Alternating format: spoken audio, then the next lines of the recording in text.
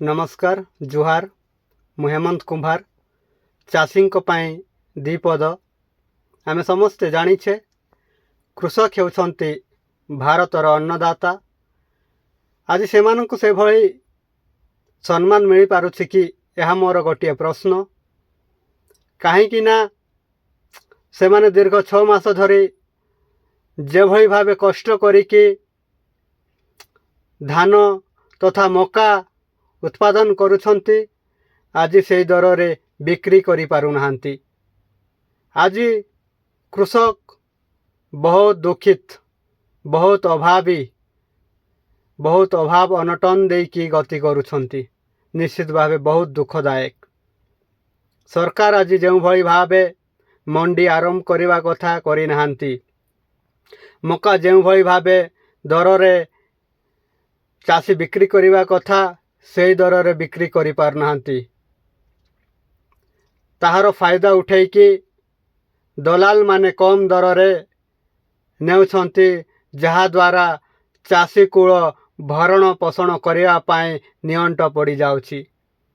चाषी माने धार करज करिके बिहन सार नहीं थांते, किंतु ताहा परिशोध करिया पाए आज सेमानंक पाखे सक्षम नाही।